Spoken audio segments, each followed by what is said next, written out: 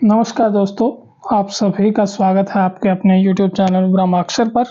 और मैं आपका साथी, आपका दोस्त, होस्ट मोतीलाल। तो देखिए, आज हमारे पास क्वेश्चन है साइकोलॉजी का। HP टैट आर्ट्स 2016 का ये पेपर है, जिसमें साइकोलॉजी के जो 30 क्वेश्चन हैं उनको डिस्कस करेंगे हम। इतना तो आप सभी जानते हैं, जितने भी लोग टैट या HP टैट की तैयारी कर रहे हैं उन सभी को पता है कि देखिए, पिछले जो प्रीवियस ईयर के क्वेश्चन है मैक्सिमम वही यहाँ पे रिपीट होते हैं। तो मैं यहाँ पे कोशिश कर रहा हूँ, ये जितने भी आपके 4 से 5 दिन बचे हुए हैं टैट के लिए, जितने भी हमारे टैट होने हैं उनके लिए लगभग 4 से 5 दिन बचे हुए हैं।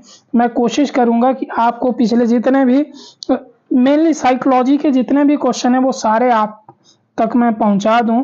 और आगे अगर कोई मेरे को लगेगा कि इनमें से कोई कौन सा जो क्वेश्चन है वो आगे रिपीट हो सकता है या कौन सा टॉपिक है जो आगे रिपीट होगा, वो भी मैं आपको बता दूंगा।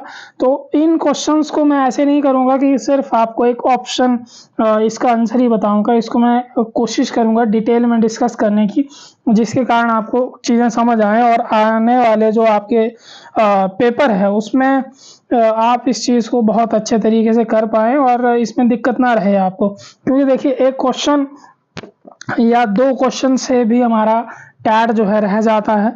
तो उसके लिए हम कोशिश करेंगे कि आप इस बार साइकोलॉजी जो है अच्छे से कर पाएँ।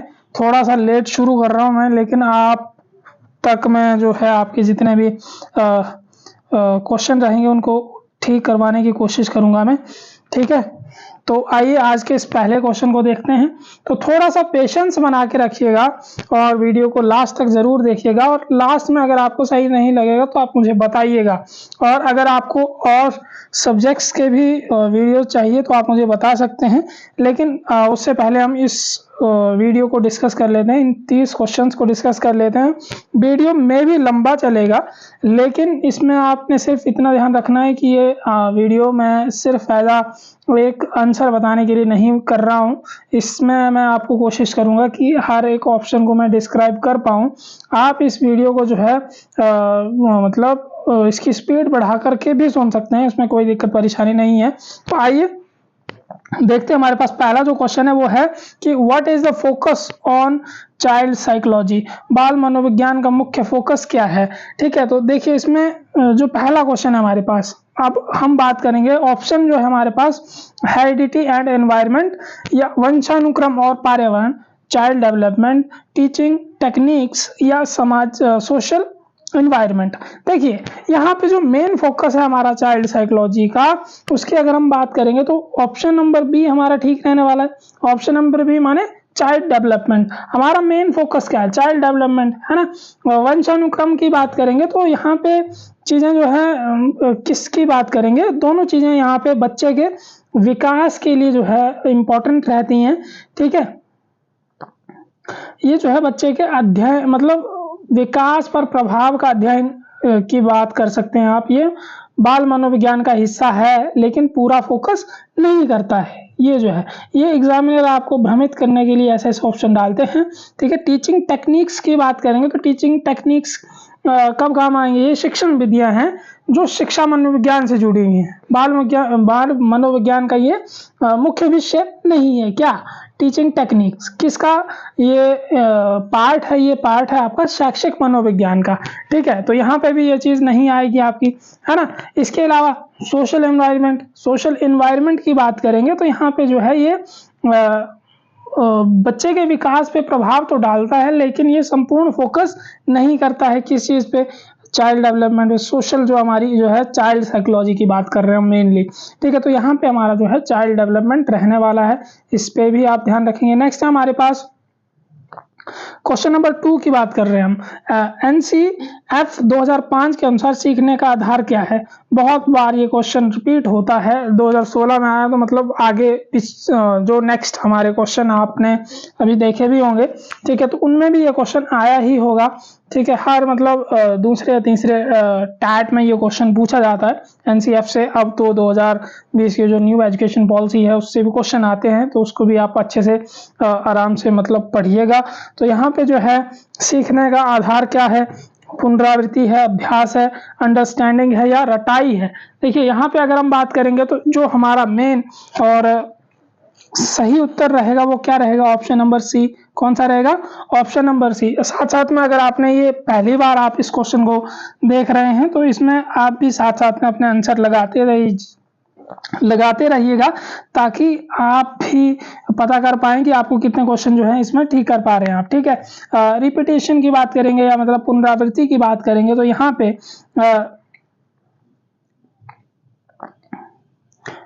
ये जो है 2005 के एनसीएफ के अनुसार ये जो है इसमें नहीं जोड़ा गया। अभ्यास की बात करेंगे, ठीक है, तो अभ्यास करना सहायक है, लेकिन एनसीएफ 2005 के अनुसार इसे समझ अधिक महत्वपूर्ण है। ठीक है, मतलब आपका जो अंडरस्टैंडिंग है ये सबसे महत्वपूर्ण इसमें यही रखा गया। रटाई की तो बात हम कहते ही नहीं है। ठीक है, इसमें ये चीज आएगी नहीं आपकी। नेक्स्ट है आपके पास क्वेश्चन नंबर 3, बच्चे की बुद्धिमत्ता मापने की सबसे उपयुक्त विधि कौन सी है। ठीक है, तो देखिए इसमें अगर हम बात करेंगे तो बच्चे का जो है बुद्धि परीक्षण जो है इसमें क्या रहेगा आपका। ठीक है, तो पहला है हमारे पास अवलोकन, है ना, ऑब्जर्वेशन की बात करेंगे। ठीक है, गुड फॉर जनरल बिहेवियर, है ना, जनरल बिहेवियर को देखने के लिए आप इसमें किसी की जनरल बिहेवियर को देखना चाहते हैं तो वो ऑब्जर्वेशन आप उसमें कर सकते हैं। लेकिन अगर इंटेलिजेंस को आपने देखना तो अवलोकन नहीं आएगा। तो यहाँ पे क्या आएगा आपका, साक्षात्कार की बात करेंगे तो साक्षात्कार अगर हम बात कर रहे हैं तो बच्चे से सवाल पूछना जो है एक जानकारी देने के लिए अच्छा है, लेकिन सटीक माप नहीं लिया जा सकता इसका। ठीक है, क्वेश्चनियर की बात करेंगे तो कैसी भी आप क्वेश्चनियर ले सकते हैं, लेकिन इससे भी बुद्धिमत्ता नहीं मापी जाती। तो ऑप्शन नंबर बी आपका जो है बुद्धि परीक्षण जो है यहाँ पे सही उत्तर रहने वाला है, ये ध्यान रखिएगा। नेक्स्ट है आपके पास बच्चे का विकास किस पर निर्भर करता है। ठीक है, तो बच्चे के विकास की बात करेंगे तो बच्चे का विकास हेरिडिटी पर निर्भर करता है, इन्वायरमेंट पर निर्भर करता है। ठीक है, या पर्यावरण एंड हेरिडिटी एंड इन्वायरमेंट पे डिपेंड करता है या फैमिली बैकग्राउंड पे। तो देखिए यहाँ पे अगर हम बात करेंगे तो बच्चे के विकास में जो है वंशानुक्रम बहुत इंपॉर्टेंट रोल प्ले करता है, हेरिडिटी एंड एनवायरनमेंट ऑल्सो। तो यहाँ पे जो सही उत्तर रहेगा हमारा वो क्या रहेगा, बोथ हेरिडिटी एंड एनवायरनमेंट। ठीक है जी। फैमिली बैकग्राउंड की बात करेंगे तो यहाँ पे तो इसकी बात नहीं करेंगे। ठीक है, फैमिली बैकग्राउंड कोई बहुत अच्छे घराने से भी आता है तो वो भी बाद में बहुत सारे गलत काम कर लेते हैं लोग, तो इसमें ये चीज़ नहीं आती। लेकिन वंशानुक्रम और जो पर्यावरण है आपका वो डिपेंड करता है आपका इसमें। ठीक है, नेक्स्ट है आपके पास क्वेश्चन नंबर 5। क्वेश्चन नंबर 5 की अगर हम बात करेंगे तो क्वेश्चन नंबर 5 हमारा बोल रहा है which of the following is not a principle of child development. ठीक है, अब ऑप्शन आपके पास है डेवलपमेंट इज प्रेडिक्टेबल। ठीक है, विकास पूर्वान्वय होता है, डेवलपमेंट इज अ सीक्वेंशियल, विकास क्रमिक होता है, या आप बात करेंगे विकास सतत है, विकास सभी के लिए समान होता है। ठीक है, देखिए अगर हम बात करेंगे इस चीज की, ठीक है, तो यहाँ पे है कि डेवलपमेंट इज प्रेडिक्टेबल।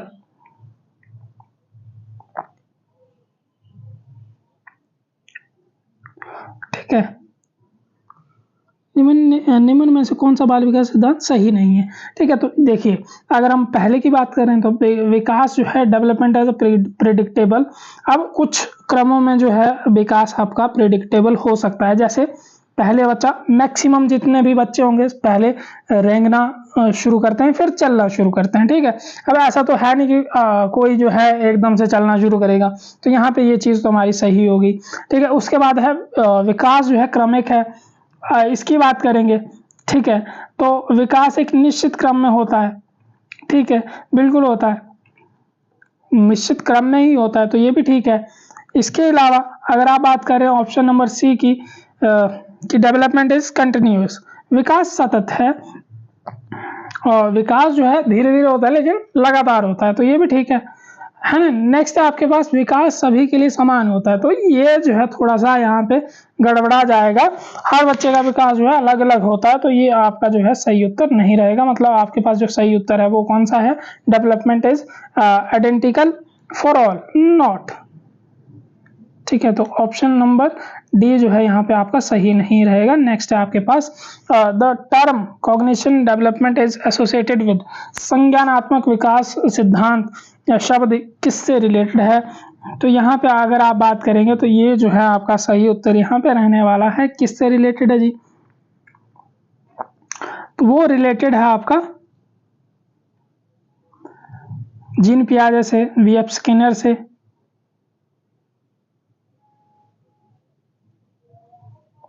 ठीक है, अगर इसकी हम बात कर रहे हैं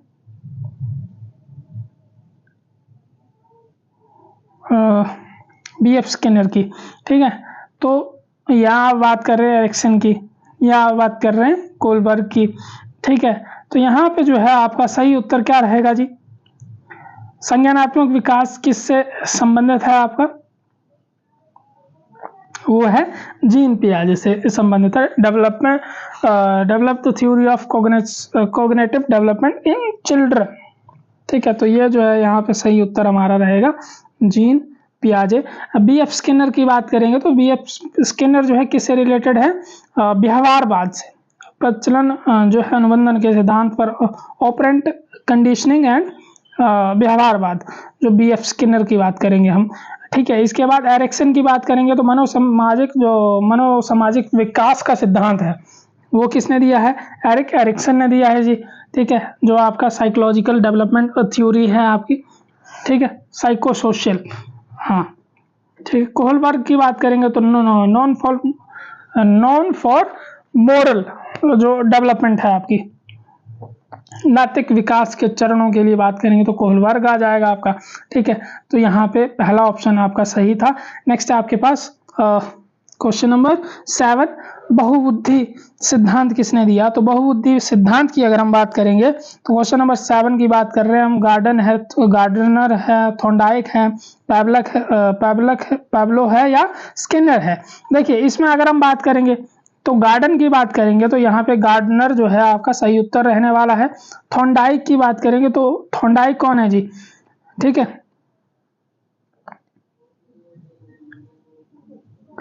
थॉर्नडाइक की बात करेंगे तो प्रयास और त्रुटि का जो सिद्धांत दिया वो किसने दिया है, कनेक्शनिज्म जो है कि थ्योरी किसने दी है, थॉर्नडाइक ने दी है। ठीक है, तो यहाँ पे ये चीज़ मैं आपको जो है ये जितने भी आपके साइकोलॉजिस्ट हैं जहाँ से इनके जो मेन पॉइंट हैं वो आपको मैं अलग से बता दूंगा। ठीक है, अलग वीडियो में बता दूंगा। ये पैवलव की बात करेंगे तो पैवलव जो है नॉन फॉर क्लासिकल डेवलपमेंट या क्लासिकल कंडीशन जो है, इन्होंने शास्त्रीय अनुबंधन का सिद्धांत जो दिया है वो किसने दिया है, पैवलव ने दिया है। स्किनर की बात करेंगे तो ऑपरेंट कंडीशनिंग मैंने आपको पहले ही बता दी। ठीक है, ये ऑपरेंट कंडीशनिंग जो है आपकी। नेक्स्ट है आपके पास the term scaffolding is associated with, किसके साथ एसोसिएटेड है जी। तो क्वेश्चन नंबर 8 की अगर हम बात करेंगे तो हमारे पास जो ऑप्शन है ब्रूनर है, पियाजे है, वाइगोस्की है या एरिक्सन है। ठीक है, तो पियाजे ब्रूनर की बात करेंगे तो ये जो है आपके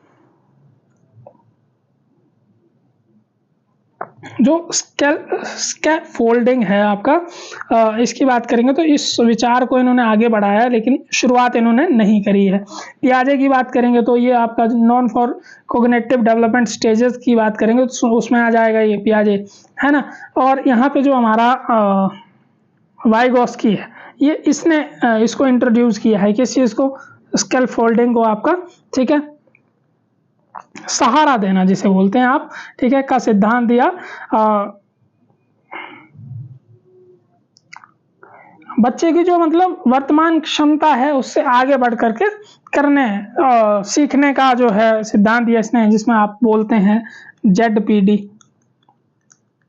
ठीक है, जॉन प्रॉक्सिमल डेवलपमेंट। एरिक्सन की बात करेंगे तो एरिक्सन जो है आपका मैंने पहले ही बताया मनोसामाजिक विकास के सिद्धांत के लिए है। बहुत बार ये क्वेश्चन सीधा पूछा जाता है इस प्रकार के, तो उसका भी ध्यान रखेंगे आप। नेक्स्ट है आपके पास क्वेश्चन नंबर 9, सामाजिक विकास का मतलब। ठीक है। सोशल डेवलपमेंट मीन्स, ठीक है। तो आपके पास है शिष्टाचार सीखना, समाज में समायोजन करना, सांस्कृतिक समझ या भावनात्मक जो है आपका इसमें वो आएगा। तो यहाँ पे जो हमारा सही उत्तर रहने वाला है कौन सा रहेगा जी? समाज में समायोजन। क्या चीज रहेगी? समाज में समायोजन जो है सही उत्तर। सामाजिक विकास का मतलब यहाँ पे ये चीज आएगी आपकी, है ना। ठीक है। जैसे सांस्कृतिक समझ भी सामाजिक विकास का ही क्या है? हिस्सा है। ध्यान रखेंगे इस बात का। और जो भावनात्मक नियंत्रण है ये भावनात्मक विकास पर डिपेंड करेगा, ये चीज यहाँ पे ये आ जाएगी। शिष्टाचार की बात करेंगे तो शिष्टाचार सीखना समाज का विकास का ही हिस्सा है, लेकिन यहाँ पे जो है सही उत्तर जो आएगा आपका वो क्या आएगा? ऑप्शन नंबर बी आएगा जी। नेक्स्ट आपके पास क्वेश्चन नंबर 10। क्वेश्चन नंबर 10 की बात करेंगे तो what is the most important factor in the emotional development of a child? बच्चे के भावनात्मक विकास में सबसे महत्वपूर्ण कारक क्या है? माता पिता का व्यवहार, सहपाठी समूह, शिक्षक का सहयोग या वातावरण? ठीक है। तो क्वेश्चन नंबर 10 की अगर हम बात कर रहे हैं तो आप इस चीज को देख सकते हैं। और क्वेश्चन नंबर 10 यहाँ पे जो है आपका क्या आ जाएगा जी? देखो, जो आपका एनवायरनमेंट है, एनवायरनमेंट की बात करेंगे तो ओवरऑल सेटिंग ऑल्सो मैटर। ठीक है। समग्र वातावरण का भी महत्वपूर्ण है, लेकिन उससे शिक्षक का सहयोग कितना मैटर करता है? शिक्षक कहाँ तक सहयोग करेगा? स्कूल तक। ठीक है। सहपाठी समूह है और उसमें ये चीजें आपकी डिपेंड करते ही हैं जब आप बड़े हो जाते हैं। ठीक है। पेयर जो है आपका, और यहाँ पे जो है भावनात्मक विकास में सबसे महत्वपूर्ण कारक जो है आता है आपका, वो आता है option number A, parent behaviour. Next है आपके पास क्वेश्चन नंबर 11। क्वेश्चन नंबर 11 आपका बोल रहा है learning by trial and error was proposed by. ठीक है। तो यहाँ पे देखिए ये चीजें मैंने आपको पहले बताई। ट्रायल एंड एरर की थ्योरी देने वाले कौन थे आपके? थॉर्नडाइक जी थे, है ना। इसके अलावा अगर हम बात करेंगे कि आपके पास है स्किनर। स्किनर के बारे में मैंने आपको पहले बताया। स्किनर ने कौन सी आपकी ऑपरेंट कंडीशनिंग दी है, पुनर्वलन का सिद्धांत दिया इन्होंने। ठीक है। रीइंफोर्समेंट जो है आपकी, है ना, वो भी दिया है। एक तो ऑपरेंट कंडीशनिंग है इनकी, दूसरा क्या है? Non for reinforcement. और पुनर्वलन का सिद्धांत भी किसने दिया है? स्किनर ने दिया है। वॉटसन की बात करेंगे तो व्यवहारवाद के संस्थापक कौन है? जेबी वॉटसन। ध्यान रखेंगे इस बात का, व्यवहारवाद, है ना। पेवलोव। क्लासिकल कंडीशनिंग की बात करेंगे, शास्त्रीय अनुबंधन का सिद्धांत पेवलोव ने दिया है। ध्यान रखेंगे इस बात का भी। नेक्स्ट आपके पास पुनर्वलन किसका प्रमुख सिद्धांत है? ठीक है। पुनर्वलन जो है किसका सिद्धांत है? तो यहाँ पे पुनर्वलन जो है अभी बताया मैंने, तो यहाँ पे ये ऑप्शन नंबर बी, पुनर्वलन का सिद्धांत जो है प्रचलन अनुबंधन मतलब ऑपरेंट कंडीशनिंग पे इसका जो है ध्यान रहेगा। आप मुझे बताएंगे अंतर्दृष्टि सिद्धांत किसने दिया है और संरचनावाद, ये आप मुझे कमेंट में बताएंगे दो। ठीक है। इनसाइट थ्योरी एंड संरचनावाद का सिद्धांत।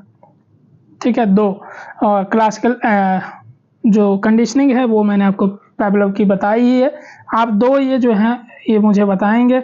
नेक्स्ट आपके पास क्वेश्चन नंबर 13। क्वेश्चन नंबर 13 कह रहा है आपका निम्न में से कौन किशोरावस्था की विशेषता है? ठीक है। तो 13 क्या बोल रहा है आपका? इमोशनल अस्थिरता, बौद्धिक ह्रास, या आपका शारीरिक निष्क्रियता, निर्भरता। देखिए शारीरिक फिजिकल इनएक्टिविटी तो होती ही नहीं है आपकी किशोर अवस्था में। मतलब इंसान सबसे ज्यादा जो एक्टिव रहता है वो इसी अवस्था में रहता है। निर्भरता, डिपेंडेंसी की बात करेंगे तो एडोलसेंस किशोर स्वतंत्रता की ओर धीरे धीरे बढ़ते हैं, तो यहाँ पे निर्भरता भी नहीं आई। ठीक है। बौद्धिक ह्रास नहीं आएगा यहाँ पे। ठीक है। ये भी नहीं आएगा यहाँ पे। तो जो असली आपका सही उत्तर है वो क्या है, भावनात्मक अस्थिरता रहती है इसमें, तभी तो जो है आपका मैक्सिमम जो बच्चे हैं, ठीक है, जैसे गलत कामों में जो फंस जाते हैं या अपने कोई रिजल्ट ठीक नहीं आया तो सुसाइड वगैरह कर लिया, तो इसीलिए यहाँ जो है भावात्मक अस्थिरता के कारण ही ये चीजें होती हैं किशोर अवस्था में। ठीक है, ध्यान रखेंगे इस बात का। नेक्स्ट आपके पास क्वेश्चन नंबर 14। क्वेश्चन नंबर 14 आपका बोल रहा है निकटतम विकास क्षेत्र का सिद्धांत किसने दिया है। अभी हमने 2-4 क्वेश्चन से पहले ही इसको डिस्कस किया है, तो ये जो है किसने दिया है जी, ऑप्शन नंबर ए वाइगॉस्की। पियाजे के बारे में हमने डिस्कस कर लिया, स्किनर के बारे में कर लिया, एरिक्सन के बारे में हमने बात कर ली। ठीक है, नेक्स्ट है आपके पास बच्चा सबसे प्रभावी रूप से कब सीखता है। ठीक है, अब देखिए बच्चा सबसे प्रभावी रूप से कब सीखेगा, है ना, तो यहाँ पे हमारा जो सही उत्तर रहने वाला वो क्या रहने वाला, ठीक है, क्या उसे इनाम दिया जाए, ठीक है, उसे दंड दिया जाए, वह सक्रिय रूप से भाग ले, या वह रट कर सीखे। देखिए रट कर सीखना इज नॉट राइट, है ना, उसे दंड दिया जाए, दंड के उसमें भी वो थोड़ा सा वो हो जाता है उस टाइम तक, ठीक है, वरना उसके बाद फिर वो चीजें थोड़ी सी वो हो जाती हैं। इनाम भी एक हद तक रहता है लेकिन वो सही रूप से नहीं है। प्रभावी रूप से कब सीखेगा, जब वह सक्रिय रूप से भाग लेता है। ठीक है, हम भी किसी चीज में अगर सक्रिय रूप से पूरा एक्टिवली इन्वॉल्व हो जाते हैं किसी चीज में, तो वो चीजें हमारे दिमाग में हमेशा फिट रहती हैं। तो जब बच्चा इन्वॉल्व होकर सीखता है तो वहां पे वो सारी चीजें आपकी उसके दिमाग में रहती है। ठीक है, तो ऑप्शन नंबर सी यहाँ पे सही उत्तर रहा है जी। नेक्स्ट है आपके पास क्वेश्चन नंबर 16। क्वेश्चन नंबर 16 आपका बोल रहा है छात्र की सीख को मापने के लिए सबसे अच्छी विधि कौन सी है। मौखिक परीक्षा, लिखित परीक्षा, अवलोकन या प्रदर्शन आधारित मूल्यांकन। ठीक है, तो क्वेश्चन नंबर 16 आपका जो बोल रहा है यहाँ पे ओरल, मौखिक, इसमें बात करेंगे, बोलने की क्षमता जांचता है। ठीक है, बोलने की क्षमता जान लेगा लेकिन ये सीमित है, ओवरऑल अच्छी तरह से विधि ये जो है मापती नहीं है। नेक्स्ट है लिखित परीक्षा। लिखित परीक्षा जो है ज्ञान जांचता है लेकिन व्यवहारिक कौशल इसमें भी नहीं आएगा, व्यवहारिक कौशल इसमें भी नहीं आएगा। आपका मतलब जो आपके दिमाग में है आप वो चीजें फीड लिख रहे हैं सही तरीके से, वो चीज आ जाएगी इसमें, लेकिन वो चीज जो मेन है पूरा व्यवहार इसमें नहीं आएगा। उसके बाद है आपका ये जो है आपका ऑब्जर्वेशन, जो है व्यवहार और कौशल को जानने के लिए अच्छा है लेकिन पूरा जो है अच्छी तरह से ये भी नहीं आएगा। और नेक्स्ट लास्ट वन जो इसका ऑप्शन है प्रदर्शन आधारित मूल्यांकन, वास्तविक प्रदर्शन के आधार पर सीख को मापा जाता है। ठीक है, तो ऑप्शन नंबर डी यहाँ पे सही उत्तर रहने वाला है। ठीक है, नेक्स्ट है क्वेश्चन नंबर 17। क्वेश्चन नंबर 17 आपका जो बोल रहा है वो है आपके पास निम्नलिखित में से कौन अंत प्रेरणा का उदाहरण है। ठीक है, तो यह है अंकों के लिए पढ़ाई, पुरस्कार के लिए पढ़ाई, या ज्ञान प्राप्त करने के लिए पढ़ाई, या डर के कारण पढ़ाई। ठीक है, तो यहाँ पे जो है क्वेश्चन नंबर 17 है आपका वो क्या बोल रहा है कि अंकों के लिए पढ़ाई मैक्सिमम लोग करते हैं, और आजकल देख भी रहे होंगे आप कि जिसके अच्छे अच्छे नंबर हैं वो कोई वन मित्र बन रहा है, कोई पशु मित्र बन रहा है, कोई कौन सा मित्र बन रहा है। ठीक है, तो वो वहां पे काम आ रहे हैं, लेकिन ये जो है हमारी साइकोलॉजी के अनुसार ये चीजें नहीं है। ठीक है, प्रेरणा का उदाहरण नहीं है जी। पुरस्कार के लिए ठीक है एक हद तक आप लोग कर सकते हैं, लेकिन मेन जो फोकस होता है हमारा वो ज्ञान प्राप्ति के लिए पढ़ाई करते हैं हम लोग। तो ऑप्शन नंबर सी यहाँ पे सही आंसर रहने वाला। डर के कारण पढ़ाई एक हद तक, ठीक है, कितना कर लेंगे डर के कारण, या कितना कर हम करवा लेंगे। ठीक है, नेक्स्ट है हमारे पास क्वेश्चन नंबर 18। निम्नलिखित में से कौन भावनात्मक बुद्धिमत्ता का उदाहरण है। ठीक है, गणितीय समस्या हल करना, ठीक है, तथ्यों को याद रखना, भावनाओं को नियंत्रित करना, या तार्किक तर्क। ठीक है, तो क्वेश्चन नंबर 18 आपका जो बोल रहा है वो क्या बोल रहा है जी, तो यहाँ पे है ना जो maths problem solving maths problem है ये किस में आ सकता है, संज्ञानात्मक कौशल में आ सकता है, कॉग्निटिव स्किल में आ सकता है आपका, है ना, बुद्धिमत्ता, लेकिन किस में, इमोशनल इंटेलिजेंस में नहीं आएगा ये। ठीक है, मेमोरी स्किल में क्या आ जाएगा आपका, तथ्यों को याद रखना, है ना, रिमेम्बरिंग फैक्ट्स किस में आ जाएगा आपका जो मेमोरी स्किल है। ठीक है, उसके बाद managing emotions, core of emotional intelligence की बात करेंगे तो इसमें आ जाएगा आपका जो मेन जो है भावनात्मक बुद्धिमत्ता का उदाहरण क्या है, भावनाओं को नियंत्रित करना, ठीक है। और संज्ञानात्मक कौशल में तार्किक जो आएगा वो भी, ये भी किसमें आ जाएगा, कोग्निटिव डेवलपमेंट में ही आएगा, ठीक है। क्वेश्चन नंबर 19 है आपके पास, मनोसामाजिक विकास का सिद्धांत किसने दिया है? तो मैं आपको 4 से 5 बार ये बता चुका हूं कि मनोविज्ञान मनोसामाजिक विकास का सिद्धांत जो दिया है वो किसने दिया है, एरिक्सन ने दिया है जी, ठीक है। तो क्वेश्चन नंबर 19 ये भी हो गया। इसमें एक अगर आप बात करेंगे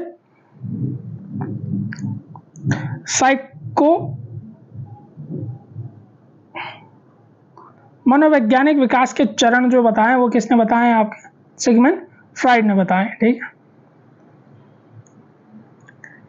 सिगमंड फ्राइड।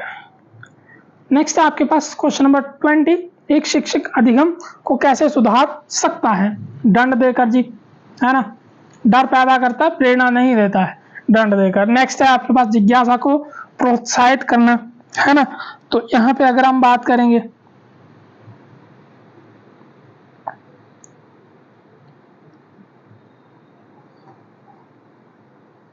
और गृह कार्य बढ़ाकर गतिविधियां घटाकर, तो यहाँ पे जो है आपका ऑप्शन नंबर बी जो है सही उत्तर रहने वाला है, इनकरेजिंग क्यूरियोसिटी, ठीक है। दंड देकर तो नहीं हो सकता जी, ऑप्शन नंबर बी हमारा यहाँ पे सही उत्तर रहने वाला है। नेक्स्ट है आपके पास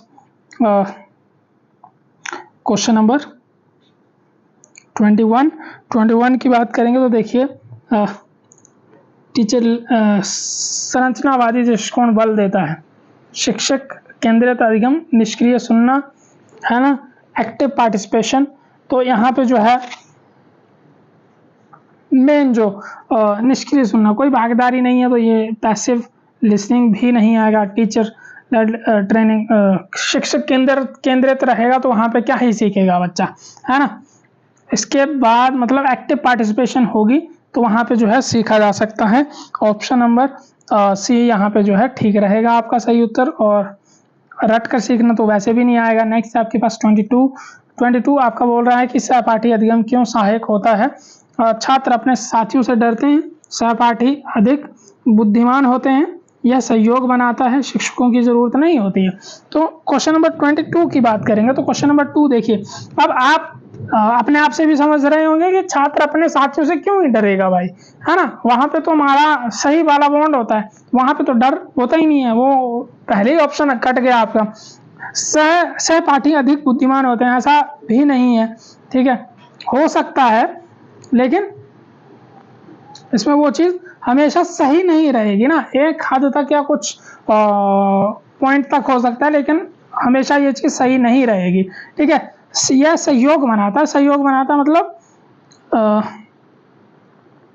टीम वर्क जो है वहां पे टीम वर्क से जो है चीजें अच्छे तरीके से सीखी जा सकती है, अधिगम को बढ़ाया जा सकता है। तो ऑप्शन नंबर सी यहाँ पे सही रहेगा जी। शिक्षक की जरूरत नहीं होती है ऐसा भी नहीं है, तो शिक्षक की जरूरत तो जी रहती ही है ना, तो ये भी ध्यान रखेंगे आप। नेक्स्ट हमारे पास क्वेश्चन है क्वेश्चन नंबर 23। क्वेश्चन नंबर 23 आपका 3 बोल रहा है अधिगम प्रक्रिया कब शुरू होती है? स्कूल में, घर में, जन्म से, गर्भ से। तो देखिए अधिगम की बात करेंगे तो अधिगम प्रक्रिया जो शुरू होती है वो कहाँ से होती है आपकी? एट द बर्थ, है। औपचारिक अधिगम की बात करेंगे तो आप बोलेंगे ये औपचारिक बच्चा कब से सीखता है? तो फिर स्कूल आ जाएगा जी, ये भी ध्यान रखेंगे आप, है ना। लेकिन जो बच्चा इनफॉर्मल लर्निंग की बात करेंगे तो वो कहाँ सीखेगा? घर में सीखेगा, है ना। लेकिन जो जन्म से अधिगम है वो कहाँ से शुरू हो जाता है? जन्म से। लेकिन कुछ अधिगम की बात करेंगे वो गर्भ से शुरू हो सकता है, लेकिन वो कुछ एक जो है मेनली जो आपका सही उत्तर रहेगा वो कहाँ पे रहेगा? जन्म से, ठीक है जी। नेक्स्ट आपके पास क्वेश्चन है क्वेश्चन नंबर 24। क्वेश्चन नंबर 24 जो बोल रहा है आपका कि विकास में वंशानुक्रम की भूमिका क्या है? ठीक है, क्वेश्चन नंबर 24 कह रहा है आपका, ठीक है, शून्य, आंशिक, पर्यावरण के बराबर, अप्रत्याशित। ठीक है, तो देखिए तो हेरिडिटी इंपॉर्टेंट है जी बहुत ज़्यादा विकास में, तो ये पहला ऑप्शन तो बिल्कुल ही गलत हो गया। आंशिक की बात करेंगे तो that is one of factor, वंशानुक्रम जो है एक कारक है किसके लिए, डेवलपमेंट के लिए, तो ये भी एक का आपका हट गया। और अप्रत्याशित, तो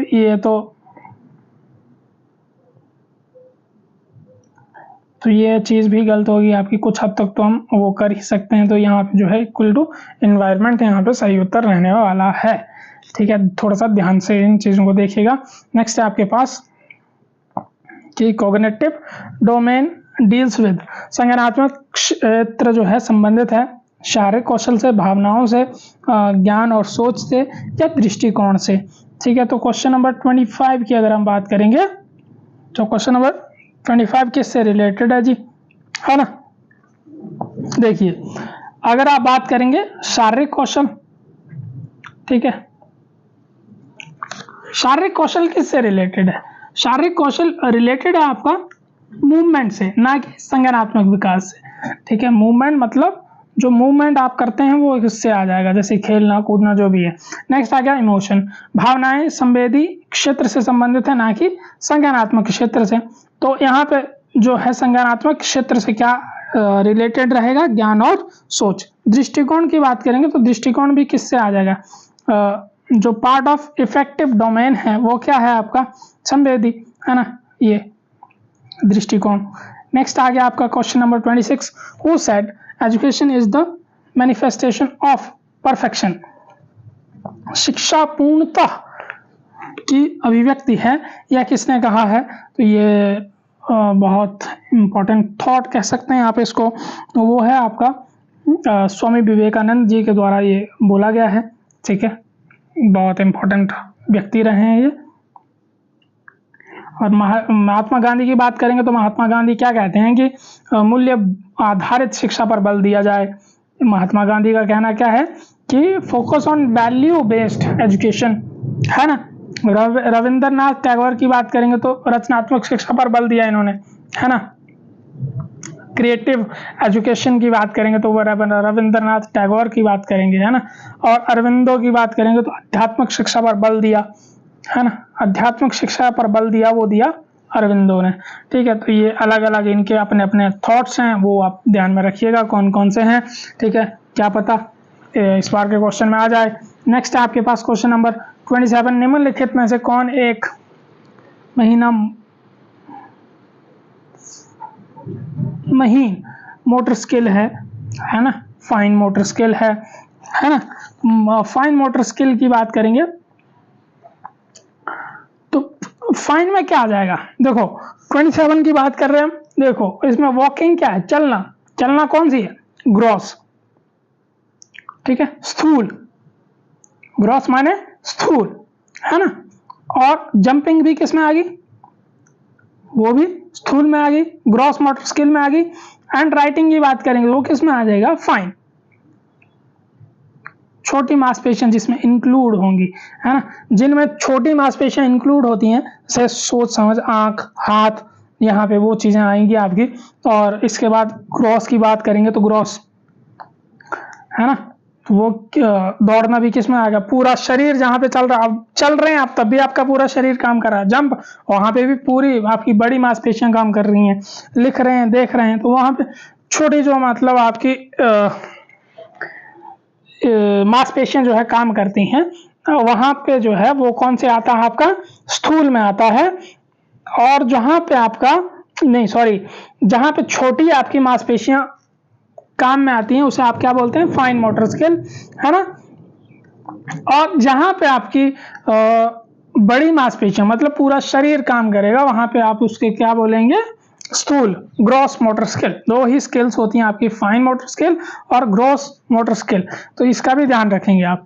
नेक्स्ट आ गया आपके पास question number 28, an example of gross motor skill is, ठीक है। अब देखो ग्रॉस मोटर की बात करेंगे फिर से, अभी मैंने आपको एग्जांपल दिया, है ना। देखो यहाँ पे अगर हम बात करेंगे तो देखो यहाँ पे आपका जो है चित्र बनाना, यहाँ पे क्या आ गया, ये किस में आएगा, फाइन मोटर स्किल में आएगा, क्योंकि चित्र बनाना है तो आपको एक छोटी मांसपेशियों का, हाथ का इस्तेमाल लगेगा, ठीक है। कमीज के बटन लगाने, यहाँ भी फाइन मोटर स्किल का ही प्रयोग होगा, मतलब छोटी मांसपेशियां काम करेंगी। अब यहाँ पे आ गया चलना, वॉकिंग, तो यहाँ पे जो है कि कौन सी आ गई, ग्रॉस मोटर स्किल आ गई। स्कूल, रंग भरना, नॉर्मल, छोटा छोटा काम है, ठीक है, सोच समझ के करना पड़ेगा, तो ये चीज इसमें आ जाएगी आपकी। नेक्स्ट आ गया आपके पास क्वेश्चन नंबर 29।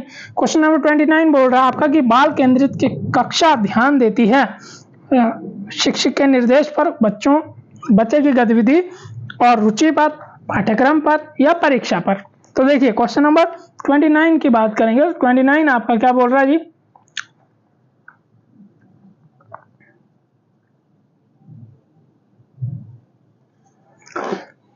बाल केंद्रित होना चाहिए, तो बाल केंद्रित में देखिए क्या आ जाएगा, शिक्षक के निर्देश पर। देखिए ये फिर टीचर सेंटर्ड हो जाएगा ना, है ना, तो ये तो होगा ही नहीं।